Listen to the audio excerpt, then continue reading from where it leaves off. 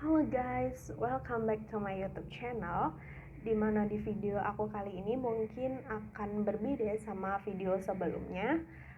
Dimana di sini aku bakal sharing ke kalian mengenai kayak gimana sih, sesuai sama judulnya ya, gimana sih cara aku kok tiba-tiba bisa hilang indera perasanya sama indera penciuman. Bagaimana sih gejalanya dan juga bagaimana cara nyembuhin versi aku. Nah di sini kita tahu bahwa anosmia dalam artian ini penyakit nggak bisa mencium sama nggak bisa merasakan itu adalah suatu penyakit yang dinamakan anosmia. Nah, di mana penyakit ini itu sendiri yang ketika aku baca di artikel sama jurnal-jurnal itu sebenarnya penyakit yang bisa sembuh dengan sendirinya. Cuman karena emang ya namanya manusia ya, namanya nggak bisa merasakan makanan tuh pasti nggak enak banget. Nah, kayak gimana sih kok bisa kayak gitu? Nah, di sini aku bakal cerita.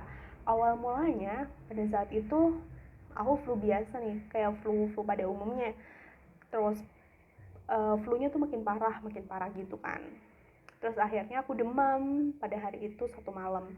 Tapi nggak terlalu tinggi banget tuh demam, kayak biasa, demam biasa. Setelah itu aku minumin tuh kayak obat penurun panas kan. Setelah itu ya udah kelar nih demam dalam satu hari tuh udah lumayan hilang. Besoknya kena batuk nih. Setelah itu kayak radang tenggorokan kering banget gitu, jadi akhirnya batuk. Terus tanpa sadar pada saat itu bersamaan dengan hilangnya indera penciuman sama si indera rasa ini gitu. Jadi kayak aku baru ngerasain yang namanya kehilangan indera perasaku itu 3 hari setelah hilang, itu baru aku sadar gitu kan. Terus kayak gimana sih cara-cara buat nyembuhin itu semua gitu kan. Dalam 1 minggu aku baru bisa hilang itu dalam 1 minggu kan. Jadi pada saat itu aku cari-cari gitu kan di YouTube orang-orang, dan juga aku juga baca-baca kayak gimana sih cara nyembuhin ini penyakit gitu kan secara alami gitu, dengan pakai cara-cara yang alami, nggak pakai obat. Karena aku kan alergi sama obat gitu, obat yang kapsul-kapsul gitu nggak bisa minum.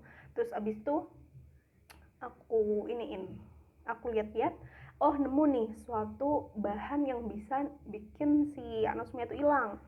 Yang pertama, aku tiap pagi itu ngerebus airnya masih panas banget tuh, kalian tetesin minyak kayu putih 3 tetes atau 4 tetes, terus uapnya tuh kalian hirup, dan sumpah itu bikin hidung kalian tuh kayak bisa ngerasain, bisa mencium suatu aroma itu lewat kayak gitu. Meskipun itu cuma dikit, tapi lama-lama juga pasti bakal sembuh kok.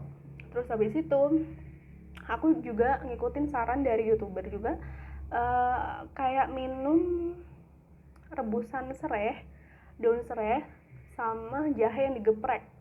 Itu direbus pakai 2 gelas air. Setelah itu ditunggu sampai mendidih, sampai airnya tuh berkurang gitu kan.